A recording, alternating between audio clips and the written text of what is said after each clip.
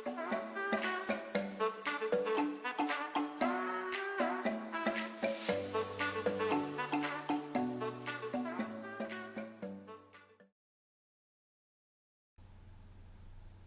warm welcome to the Blausee barn HO model railway.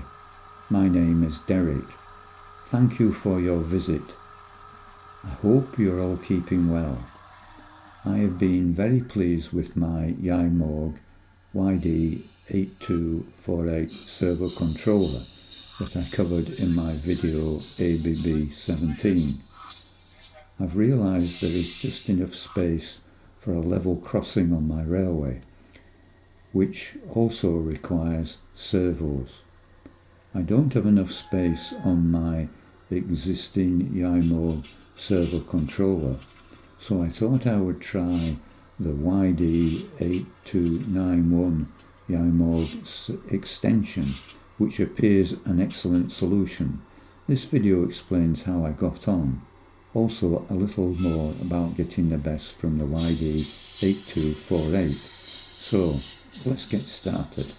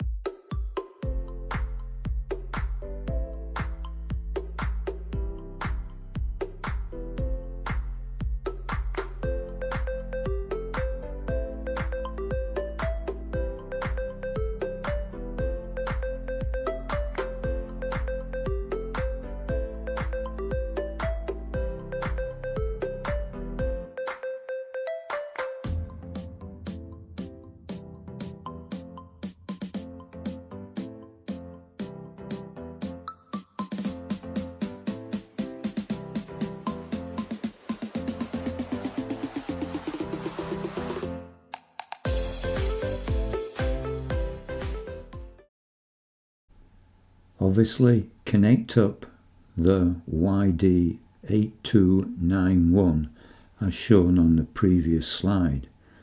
There may be more than one way of allocating the servo addresses, but the way that I have done it, which has worked for me, is just to set again the address for servo 1 as explained. The first step is to turn on the program button on the YaMoRC YD8248 servo switch. Then on your command station, ensure that you're in the go position, i.e. all the track is powered up.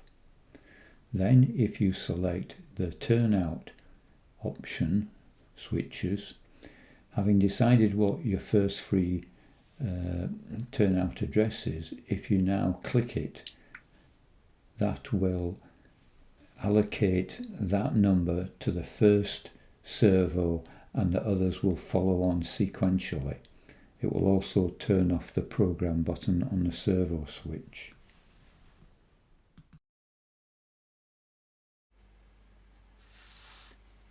To get the best settings for your level crossing servo, I have got the command station working and the track is online. That's the first step. The second step is to get your YaMoRC configuration software working and select the servo switch. If you click here, switch 1, and I'm working on level crossing 2, you can see all the different settings. You can click on these and adjust them and find out what setting works best for your particular crossing and servo. Once you've done that, I've found the best thing to do is to choose this option here and go into configuration here, and if you click here, you can adjust the slider to enter the servo settings that you had on the previous unit, and once you've saved those, everything should be okay. You can test by switching from one setting to the other position, and that's what I've found works best for me.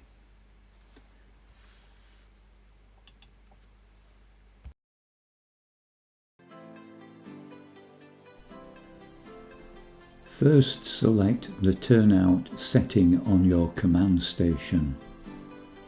Then select the turnout address for your servo. Pressing the go or stop button operates your servo.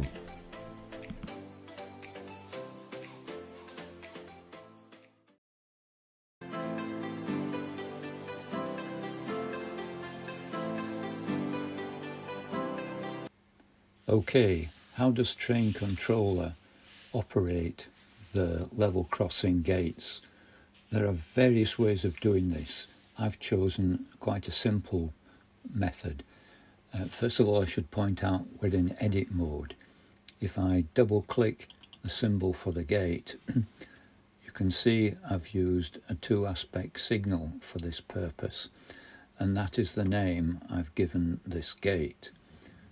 The connection is the output 197 on the local net, and the triggering information for the gate to be opened, the block S11A is not reserved.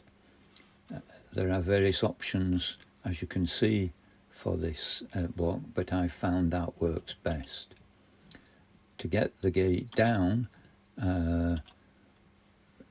these are the triggers. There's a schedule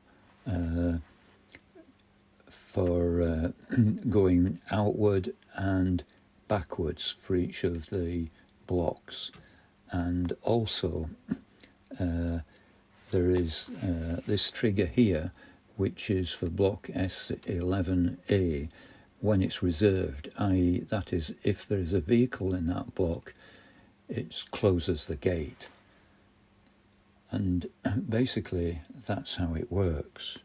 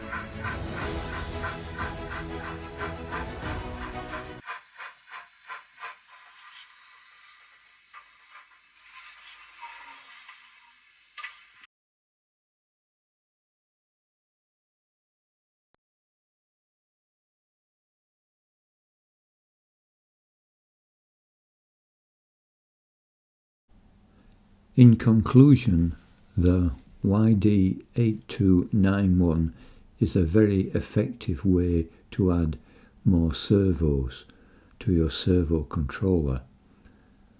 I did not have space next to my servo controller, so with the connections being in the form of cables, it was very convenient. I really like the functionality of the YaMoRC servo controller.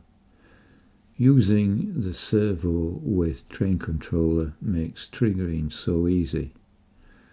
I have, however, found the servo control programming arrangement and interface cable to be very fragile that requires a great deal of care.